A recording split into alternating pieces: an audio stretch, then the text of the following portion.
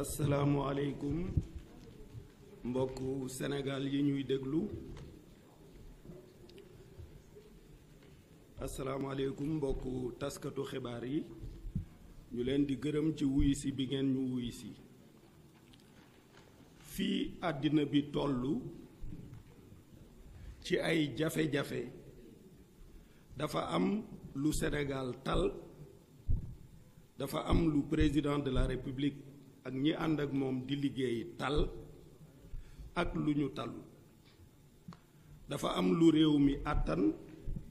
ak lu mu àttan li xew ci àddina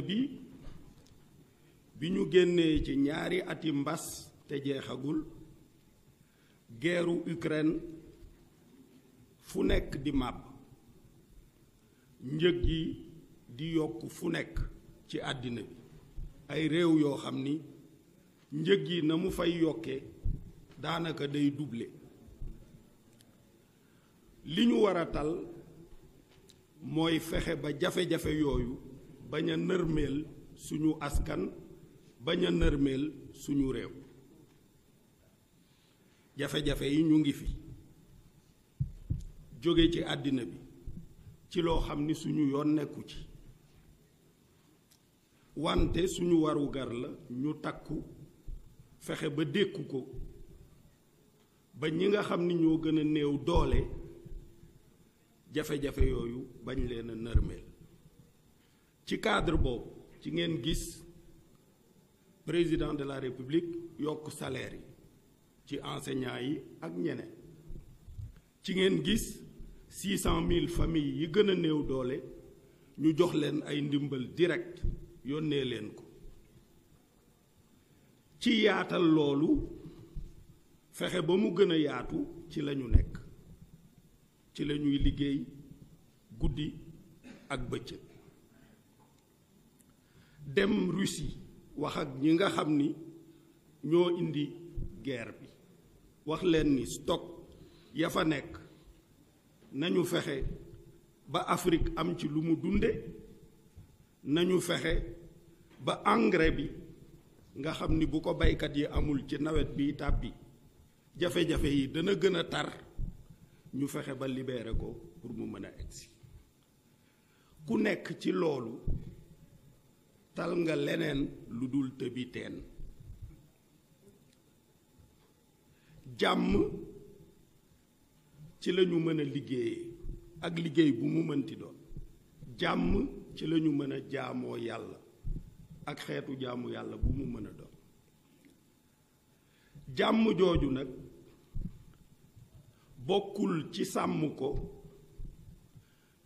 lu yoon dogal te neexu la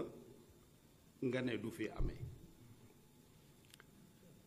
sartu réew mi ak yoonu réew mi kenn rekk la jox sañ-sañ mu wax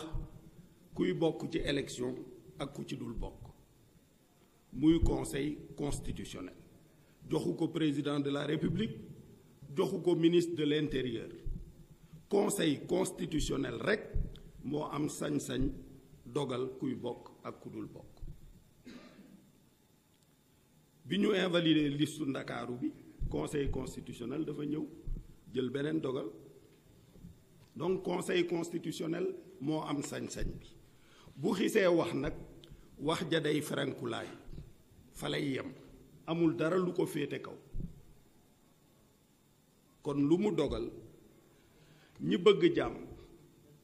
bëgg li ñu war a tal te mooy fexe ba jafe-jafe yi jóge ci àddina bi bañ a faagaagal réew mi muy ñun muy opposition li ñu war a def mooy sàmmoonte ak dogalu conseil constitutionnel moo xam neex nañu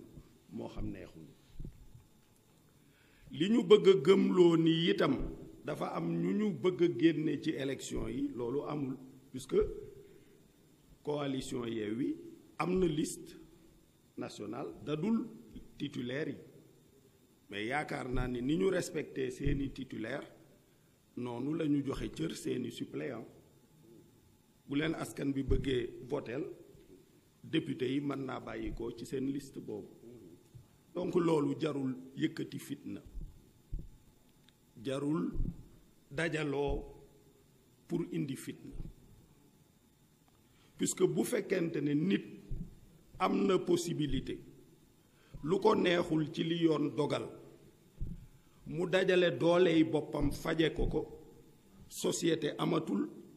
état de droit amatul état amatul bu ñu demee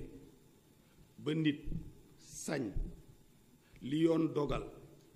mu teg ko fee wut doole ak pexey boppam yu mu faje li mu bëgg état amatul société amatul liggéey amatul ku man sa moroom duma mooy tax responsabilité état nag responsabilité président de la république bi ci jiitu mooy kaaraange mooy sàmm nit ñi ak seeni am-am ak seeni moomeel c'est ça la responsabilité première de l'État et du président de la République donc jàmm jooju ñépp a ci war a liggéey opposition bi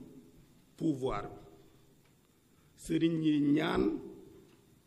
population bi gën a takku état bi gën a góorgóorlu ci pexe yi muy wut pour yokk am-amu waa réew mi ak wàññi njëg yi loolu ci la ñépp war a mobiliser wu te ci lañu woo ñépp li ci des nag mooy élection suñu sartu réew moo ko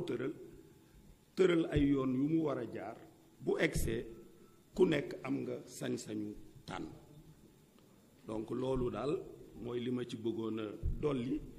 di sant ñépp